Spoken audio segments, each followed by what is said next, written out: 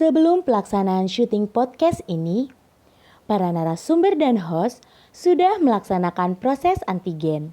Salam prokes, selamat menyaksikan podcast.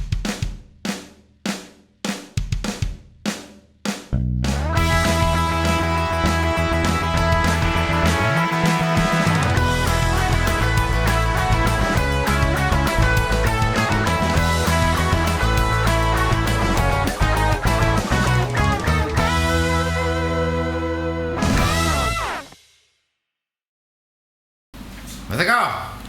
Mas Eko. Apa? Ayo wayahe. Wayai apa maneh?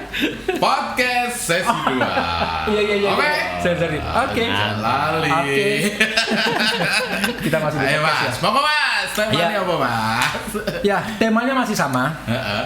Tema mannya juga sama maksudnya. Tema percakapan ini juga Podo, sama. ketemu. 100.000 bisa apa? Dan tema man kita di tahun 2021 ini adalah merengkuh kerapuhan memulihkan ciptaan. Juga masih sama. Masih sama. Yang berbeda adalah narasumber kita. Iya. Bintang tamunya Bintang adalah tamu. Bobo Pendito. Betul.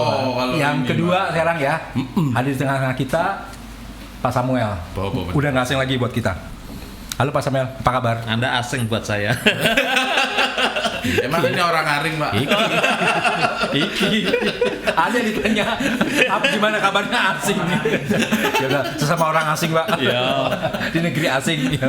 Ya, Pak Samuel, kita akan berbicara banyak terkait dengan 100.000 bisa apa. Dan Bapak mewakili segmen orang tua. KWD, Adiuswo, Bapak-bapak, pokoknya yang gitu ya. bapak-bapak, pokoknya yang berbau-bau tua. Sesuai dengan usia saya. Saya nggak ngomong gitu loh Pak. Catat ya saya nggak gitu. Ya. Kira-kira begitu. 100.000 bisa apa sih Pak? Saya itu biasa hidup susah. Jadi 100.000 itu sangat berarti. Dan dalam kehidupan saya sejak saya mulai mengenal punya pendapatan gitulah kira-kira ya. Itu selalu ada bagian yang menurut saya menjadi bagian orang lain, Oke, seberapapun itu. Oke. Jadi menurut saya 100.000 itu ya bisa untuk saya dan saya bisa berbagi seberapapun dengan orang lain. Pendeta banget jawabannya nih. Kalau pendeta banget, kalau 10% apa deh 100 itu ada 10%-nya punya Tuhan nih, pendeta banget kan. Enggak salah kalau. Ya, lanjut Pak. Bukan 10% punya Tuhan. Oh, bukan Kalau aku punya 100.000 semuanya punya Tuhan. Oh, oke, punya Tuhan ya. Wah, luar biasa. Karena dalam pemahaman saya sebenarnya di dunia ini tidak ada yang bisa diakuisisi oleh siapapun. Oh. Apa yang ada di bumi ini semua milik Tuhan gitu. Kalau kita dipanggil Tuhan bawa apa enggak? Ada yang kita bisa benar-benar miliki. Iya. Nah, terus kalau ketika Bapak mendapatkan 100.000 tadi, jadi berarti gimana? Artinya gimana tuh? Ini punya Tuhan yang dititipkan ke Bapak atau gimana? Ya punya Tuhan mau pakai apa ya saya ikut aja. Berarti dipercayakan untuk dikelola gitu ya Pak ya? Iya. Sama Bapak. Mau dikelolanya seperti apa? Iya. Nah, bisa jadi. Nah, bagaimana kita memaknai mau dipakai seperti apa? Saya ikut aja. 100.000 tadi ada di tangan Bapak. Itu gimana cara kita memaknai? Tuhan selalu menunjukkan kan. Setiap hari itu kita berjumpa dengan siapa dan butuh apa sebenarnya. Oke. Ada yang rutin, ada yang insidental kan. Oke. Jadi kalau seperti saya ya orang kampung itu pola pikirnya begini. Ketika seorang anak sudah bekerja atau hidup sendiri jauh dari orang tuanya, maka paling tidak ada hal yang harus diingat bahwa ada orang tua yang telah membuatmu menjadi seperti itu. Oke, betul. Jadi jangan lupakan mereka dengan berbagi berkat seberapapun gitu. Meskipun kalau saya pulang ya itu paling ngasih kepada mereka ya 100.000 bisa apa itu, tapi pulangnya ya kelapa satu, Iya. kemudian beras semua masuk kendaraan. Iya. Rugi mereka. Yang bawa Itu paling tidak ya orang tua. Kemudian ya itu tadi setiap hari kita berjumpa dengan orang yang butuhnya macam-macam. Jadi setiap perjumpaan harus menimbulkan tanya dalam diri kita. Oke. Kenapa orang itu datang hari ini ke rumah saya? Kenapa dia bercerita tentang kesulitannya? Oke. Kenapa tukang sayur itu berteriak-teriak begitu? Oke. Dan itu sebuah sinyal, sebuah pertanda bahwa Tuhan ingin Bapak melakukan. Menurut saya penghayatan saya begitu. Wah, dalam banget ya. Saya tuh nggak suka baca koran, tapi kok tukang koran datang terus tuh. Iya Pak, suruh langganan no. Iya. Kan suruh langganan pasti datang gitu Pak. Terus kalau gitu apa jadinya? Artinya apa? Ya menurut saya Harus beli. ya suruh beli ya saya beli aja. Saya bilang ke istri saya kalau beli sayur nggak usah nawar-nawar. Selisih 1.000, 2.000. Kamu jalan Pondok Gede juga naik apa udah 5.000. Iya. Ditawar itu karena nggak ada tulisan ininya apa di labelnya apa. Kalau di labelnya nggak ditawar. Kalau misalnya ke toko yang udah itu ada ini kan mereknya, jadi nggak ditawar Pak. Tapi jelas ini percakapan yang menarik karena dalam banget ya, bisa memaknai maksud Tuhan di balik Berkat yang kita terima, berkat yang kita terima, betul. Dan dia beri. Oke. Iya, tapi belum tentu nih Mas. Apa? Pak Pendeta kan emang seperti itu nih, ya. Hmm. Dan kita kenal beliau itu ya seperti itu. Oke. Tapi Kalau gitu mumpung aku masih nge-sesi. tetangganya apakah Iya, sih. seperti itu? Bapak punya pemikiran ini ketika Bapak menjadi pendeta atau jauh sebelum pendeta? Nah, mungkin itu tanya yang ini deh.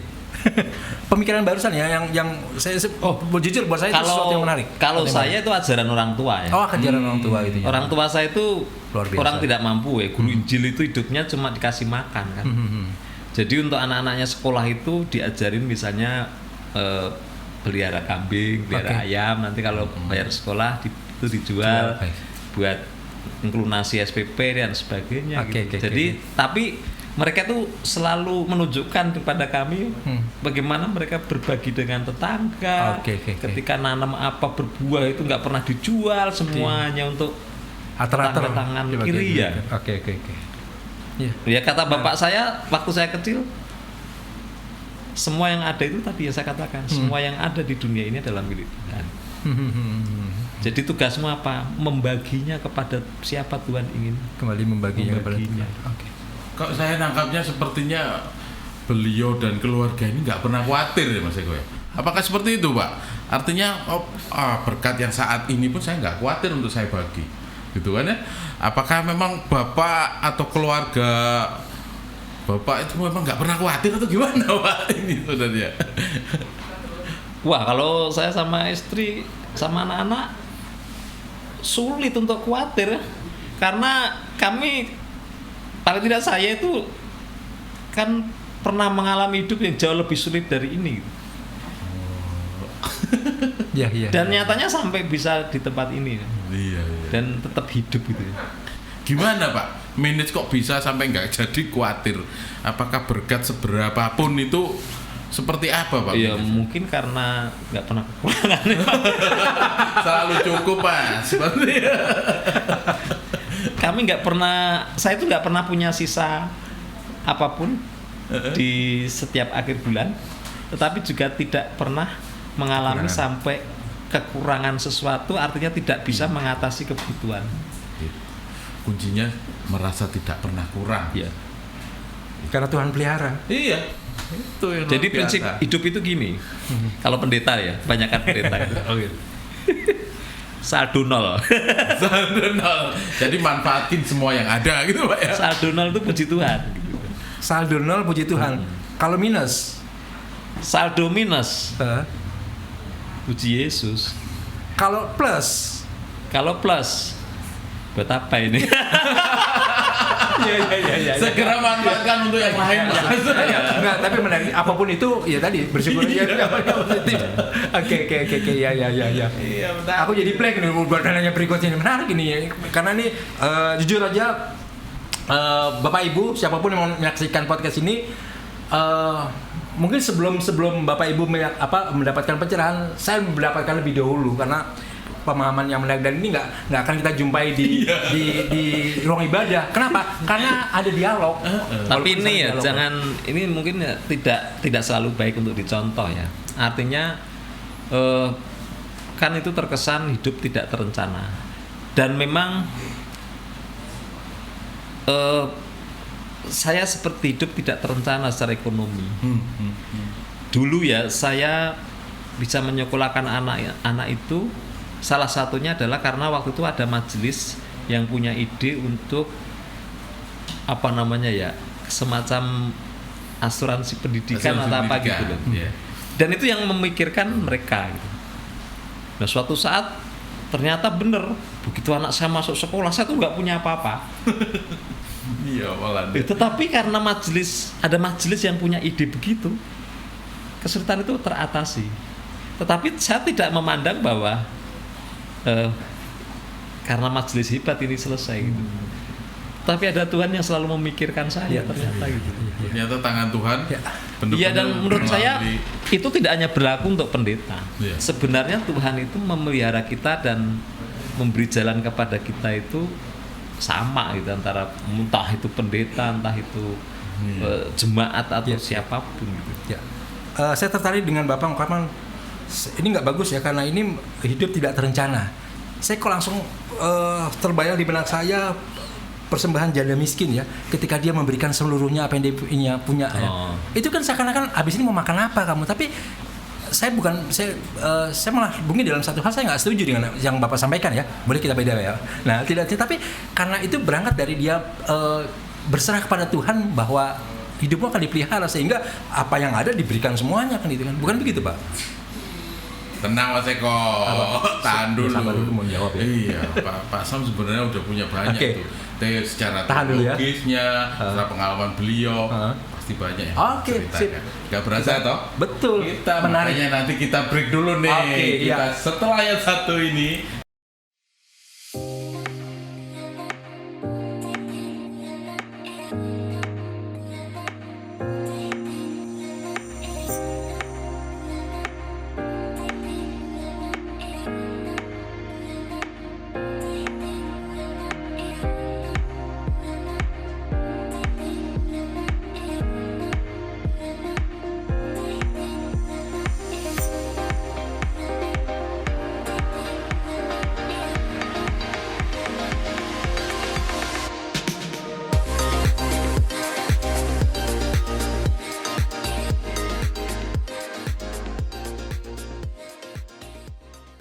Kembali lagi, sahabat GKJ Pondok Gede Lovers. Kita bincang-bincang kembali dengan Bobo Pendito Samuel Silosamukto.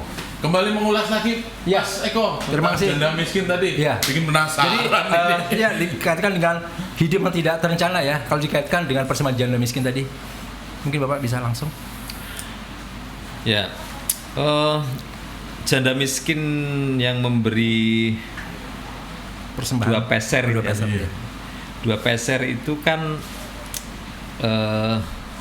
mata uang terkecil. Iya. Jadi dia hanya punya uang dan itu pun mata uang Iya. terkecil Yahudi. Hmm. Itu setengah duit. Hmm. Kalau duit itu kan Romawi. Hmm. Jadi dan itu uang yang dia miliki hari itu, tidak ada yang lain lagi. Hanya itu. Hanya itu. Semua yang Iya, dia hanya miliki itu. ya, hanya itu ya. Jadi dia itu bukan recehan dari recehan yang lain, terus dua-duanya Iya. dia kasih Untuk persembahan. Ya, itu sebenarnya kan memang simbol dari kehidupan orang beriman itu kan harusnya seperti dia gitu. Jadi hidup yang tidak menggantungkan dari apa yang dia miliki. Apa yang dia mampu aja gitu Iya. ya. Ya totalitas gitu ya. Betul. Betul-betul hidup yang menyerahkan dirinya kepada Tuhan. Tanpa takut, tanpa mikir hari ini nanti makannya besok gimana gimana. gitu ya. Pokoknya apa yang dia harus berikan pada Tuhan dia berikan Iya, dia saja. Nah, hubungannya sama tadi ketika Bapak menyebutkan hal ini kan hidup yang nggak bagus, hidup terencana. Nah, apakah dengan begitu, dengan kata lain, janda miskin ini hidup tidak terencana? Pertanyaan nakal. Dia bukan tidak terencana karena memang tidak ada yang bisa direncanakan dari apa yang dia miliki. Oke, Dari oke, apa yang oke, mampu oke. dia usahakan gitu Pak ya. Iya. Iya, dia emang Nyatanya hari itu dia punya segitu, bayangan saya kemarin juga mungkin dia hanya punya itu untuk makan Iya, iya, kemarin iya, kan. iya. Jadi ada suatu saat kita tuh bisa berada dalam situasi di mana kita tidak bisa merencanakan apa-apa. Oke, oke, oke. Karena semakin berencana, semakin ketemu bahwa kita semakin minus gitu Pak ya. iya betul. nggak akan bisa ini. Iya, iya. Nah, dalam kondisi seperti itu, maka rencana bukan segalanya. Iya, iya, iya, iya. Ya sudah, kalau kita mempunyai sesuatu dan tidak bisa diterjemahkan dalam sebuah rencana mau apa dengan yang kita miliki, serahkan saja kepada Tuhan. Iya, iya, iya. Tuhan, saya punya segini, untuk apa Tuhan mau pakai, saya ngikut. Wih, mantap ya. Ya, semakin menarik Mas Kris. Tuhan, Di hari saya hujan ini. mampunya seperti ini. Saya padahal punya keinginan seperti itu. Belum tentu juga Pak ya, keinginan kita itu seturut dengan kehendak Tuhan juga kan masalahnya kan. Apapun ceritanya kita pasrahkan sama Tuhan gitu ya. Nah, masalahnya sekarang kan kalau kita tidak punya cukup untuk dirancang saja, Iya. bisa berkata begitu, apalagi kalau kita diberkati lebih. Ya. Di mana kita bisa merancang mau berbagi dengan siapa, seberapa besar. Iya. Itu kan berarti kita mempunyai kesempatan yang lebih besar daripada janda miskin. Nah, kaitannya dengan barusan. Yang Bapak lihat di kaum tua, dari kaum jadi kaum tua ya. Kalau di kita KWD Mas, Ya, KWD KWD, ya. ada Nah, Dios, yang Bapak lihat, gak usah ngomong gitu juga kali. Pakai slapstick juga.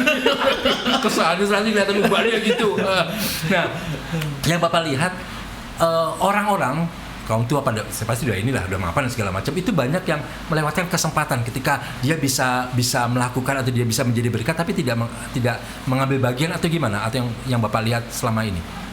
Kita bicara somasi masih umum di luar sana. Ya. Tentu saya tidak tahu persis apa yang dilakukan oleh keluarga dewasa, kemudian Adi Yuswo dan yang lainnya gitu ya. Tetapi dalam fakta atau dalam pengalaman berjemaat itu, biasanya orang-orang yang punya kesadaran untuk berbagi itu memang keluarga dewasa. Keluarga dewasa. Karena apa? Karena keluarga muda, para pemuda yang baru mulai bekerja itu lagi sibuk menata hidupnya sendiri. Jadi kalau dia diberkati lebih, yang ada di otaknya itu, di pikirannya lah ya, di pikirannya itu adalah mewujudkan keinginannya. Nah, mau beli apa? Mau beli punya rumah ya, pengen beli rumah lagi. Targetnya Iya, banyak gitu ya Pak. Untuk inilah. Tapi ambisinya terus itu ya Pak ya. Nah, ketika keluarga-keluarga ini sudah dewasa, anak-anak sudah selesai studi, barulah di situ biasanya muncul pemikiran, apa yang ku cari selama ini ya. Oke. Ketika dia melihat kembali apa yang dia punyai, kemudian melihat anak-anak sudah tidak ada yang dibiayai, maka pikirannya beralih, apa yang bisa saya pikirkan untuk orang lain. Makanya saya perhatikan, tentu tidak semua ya, kebanyakan kisah-kisah yang saya dengar dari orang-orang di luar sana yang punya pengalaman menerima kebaikan warga Pondok Gede, itu biasanya pelakunya adalah keluarga-keluarga dewasa atau ya Pari Adi Yuswo yang secara ekonomi masih baik gitu. Itu kalau berhubungan dengan 100.000 dalam pengertian ekonomi ya. Itu biasanya keluarga-keluarga yang sudah Artinya dewasa. Bapak menanggapi hal ini sebagai sebuah siklus yang normal, yang wajar. Ya pada umumnya begitu kalau ini. Ya sebenarnya bukan wajar. Oke. Menurut saya sebuah keterlambatan ya. Oke. Karena sebenarnya keluarga-keluarga muda, pemuda-pemuda yang sudah bekerja misalnya ya, itu juga punya peluang yang tidak kalah besar. Apalagi ketika masih bujang, sudah penghasilan yang cukup baik, itu kan hidupnya untuk dirinya sendiri. Artinya malah kadang kan banyak ya orang yang sudah pemuda yang sudah bekerja tapi masih ikut orang tua, ya makan dengan orang tuanya, jadi gajinya itu utuh itu. Ditumpuk-tumpuk di sana itu di bank. Kalau ditanya buat apa? Mau buat kawin, belum kawin gitu. Nah, ya kalau nurutin begitu sebenarnya orang nggak pernah ada habisnya gitu Pak ya. Ada habisnya gitu. Ya. Makanya ketika itu baru muncul ketika Adi Yuswo atau ketika anak-anak sudah mentas, artinya usia-usia mapan ya, itu sebenarnya kan banyak waktu terlewat untuk menjadi berkat. Jadi seolah-olah mereka itu akan menyelesaikan aku dulu gitu ya Pak ya. Seolah-olah aku dulu yang aku selesaikan, baru aku akan orang lain.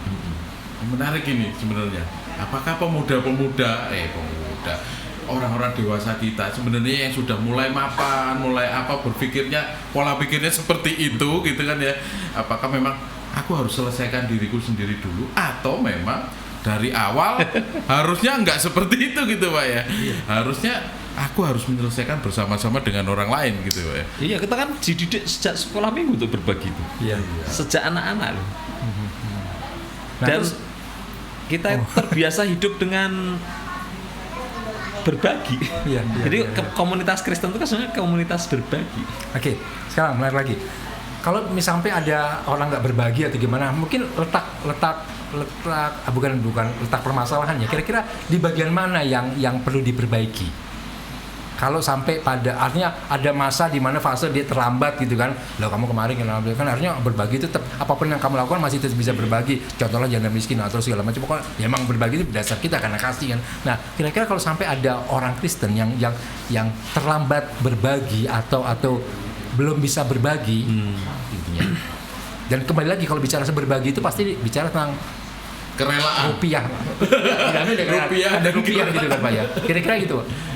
Ya. Jadi memang sejak kecil atau dari sekolah minggu kita udah diajarkan untuk berbagi ya.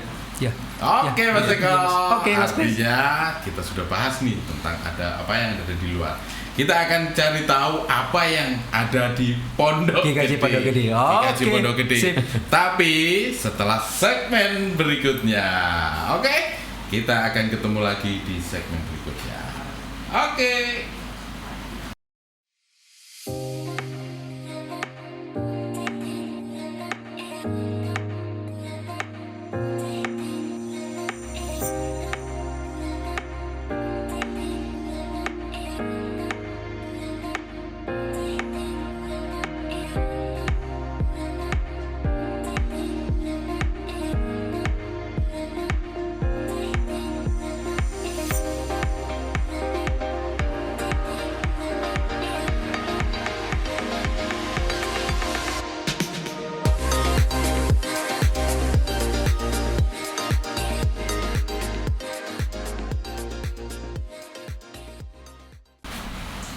Oke Mas Eko, para pemirsa Pondok Gede, GKJ Pondok Gede Lovers, kita kembali lagi ke Podcast. Tadi kita akan coba mencari tahu tentang Jemaat GKJ Pondok Jemaat Gede. GKJ Pondok Gede. Pak Sam, setelah kita cukup lama menjadi dewasa, sudah kita barusan ulang tahun 23 tahun ya? 23 tahun. Apa ini Pak Sam yang sudah diperbuat baik jemaatnya maupun Internal, GKJ Pondok maupun Gedenya eksternal. sendiri memahami tentang berkat yang sudah mereka terima. Ya, kalau kita bicara soal GKJ Pondok Gede, pertama bicara soal institusi gereja. Ya. Artinya pelayanan-pelayanan yang dilakukan melalui program, melalui kegiatan, diakonia, gospel, kegiatan-kegiatan yang lain. Ya. Dan kalau bicara soal itu tidak ada kata sudah banyak gitu. Karena sesungguhnya yang kita lakukan sampai kapanpun atau yang dilakukan gereja sampai kapanpun itu nggak pernah terlihat banyak kalau dibandingkan dengan kebaikan Tuhan kepada gereja ini. Lalu yang kedua, bicara soal Pondok Gede berarti bicara soal warga gereja Pondok Gede. Jadi pelayanan gereja itu kan tidak hanya terbatas atau dilihat dari apa yang dilakukan oleh institusi melalui kegiatan gereja, tapi yang lebih penting justru bagaimana setiap orang itu menjadi gereja di mana dia berada dan di mana dia hidup. Jadi selain peran sertanya di gereja, dia juga harus menjadi berperan di lingkungannya masing-masing gitu ya Pak ya. Dan saya kira itu semua warga sudah akan terus berusaha melakukan fungsinya, dan yang itu tidak terevaluasi, tidak bisa dipantau atau diukur dengan apapun. Jadi masih sudah banyak, tetapi masih belum terlalu banyak. Kalau dibandingkan dengan berkat Tuhan gitu ya. Oke. Nah, kalau dikaitkan dengan tema tahun ini, Pak, merengkuh kerapuhan, memulihkan ciptaan. Kaitannya gimana, Pak? Ya, seringkali kita melihat kerapuhan itu sebagai sesuatu yang harus dihindari. Harus dihindari. Iya. Kan sakit itu rapuh, maka Iya. saya tidak mau sakit. Kekurangan itu rapuh, maka saya nggak mau kekurangan. Sedih itu rapuh, saya nggak mau sedih. Oke. Padahal kalau kita mau melihat yang dilakukan oleh Tuhan Yesus dengan hadir di dunia, itu sebenarnya apa? Tuhan yang tak punya kerapuhan memakai tubuh yang rapuh. Oke. Itu yang disebut merengkuh, Ya. kerapuhan.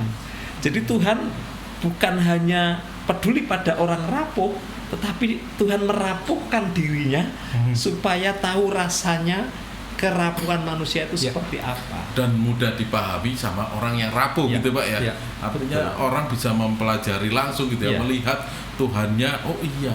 Dan lihat, justru tuh karya Tuhan terbesar itu terjadi di dalam kerapuhannya. Oke. Tuhan Yesus lahir sebagai bayi yang rapuh, dalam keluarga yang rapuh, diancam oleh siapa itu? Herodes. Herodes. Harus Semua. dibawa lari ke Mesir dan sebagainya.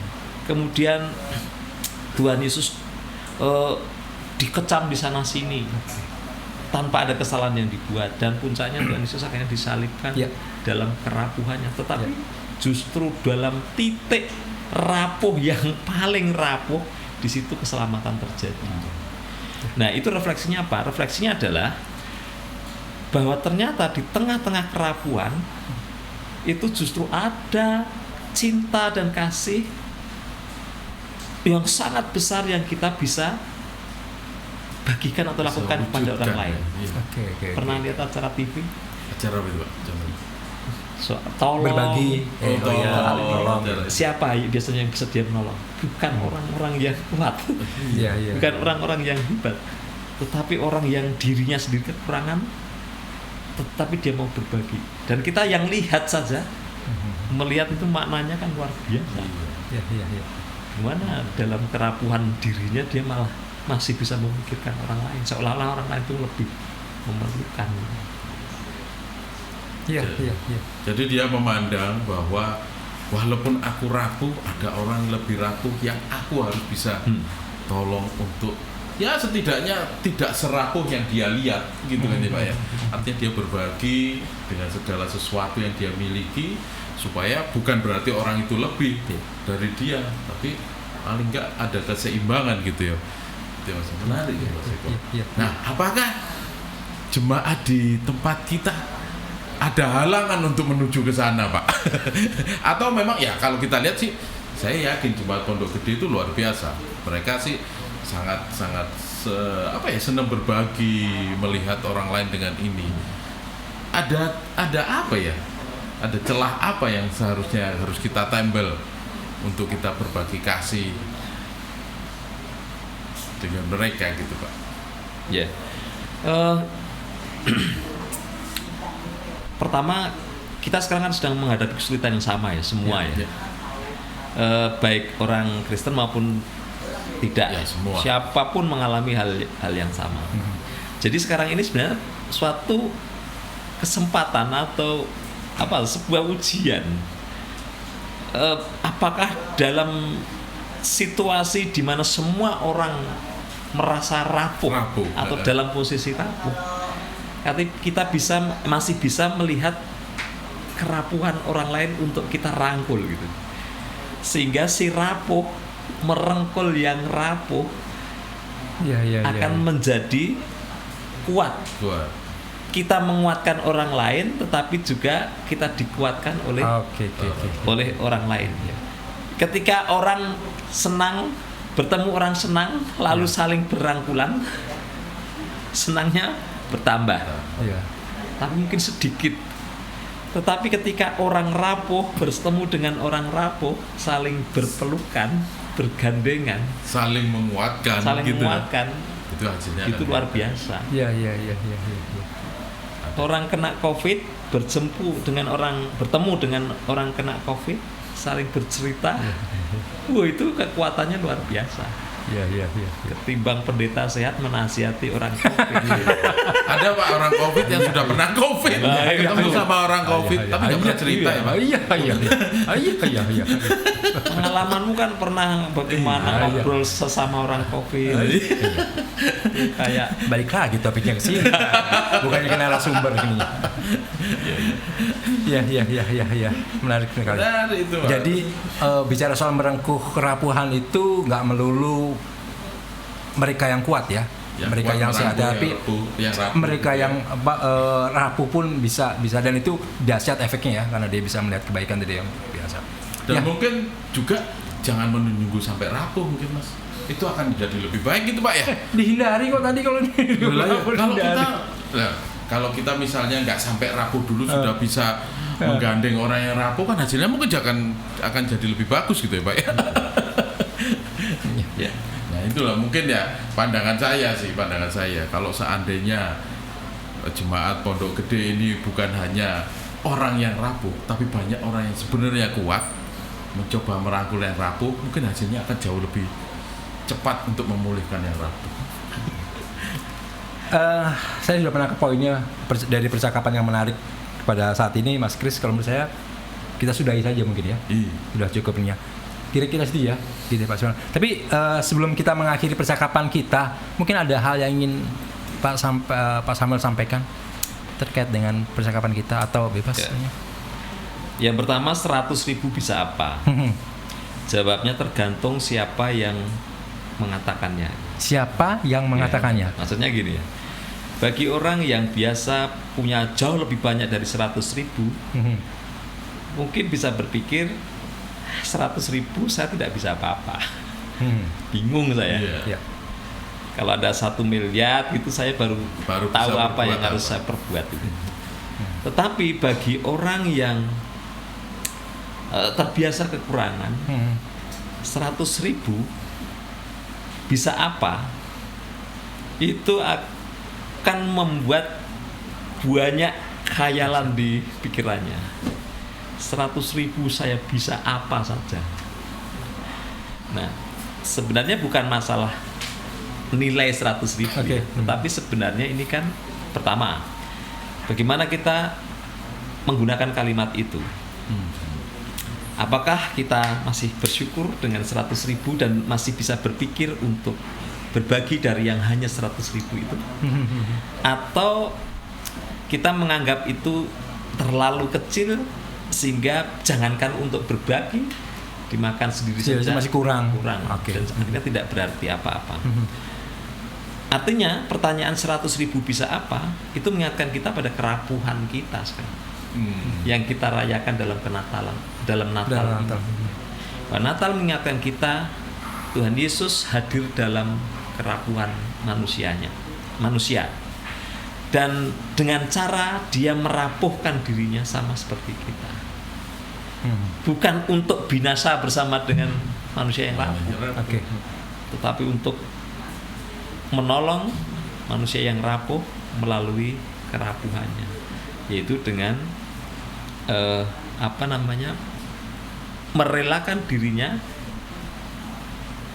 binasa di kayu salib supaya manusia lainnya ini tidak binasa meskipun mereka rapuh. Gitu. Jadi kita bersyukur mempunyai Tuhan yang mau merapuhkan dirinya sehingga tahu bagaimana rasanya menjadi manusia yang rapuh. Luar biasa. Iya.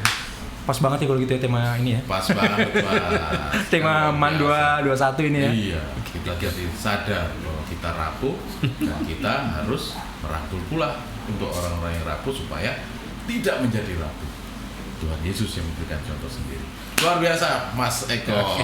Oke, Pak Samuel, terima kasih untuk percakapannya yang menarik. Bobo Pendito saya ini luar biasa. Kita akan berlanjut Mas. Ini baru seri 2 Mas. Oh iya, Ya kan? sip. Nanti ada satu seri Ada lagi. iya. Ya, Dan nggak kalah menariknya dari Nggak kalah menariknya. Kita akan berbicara Laras. pemuda-pemuda kita, Laras. remaja-remaja kita, gimana mereka menanggapi hal ini. Oke, Ya. sip. Oke.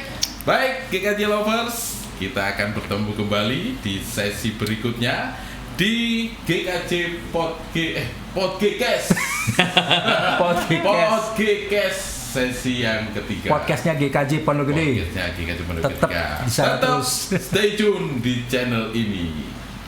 Goodbye. Tolong Tuhan berkati. Yesus memberkati. Dadah.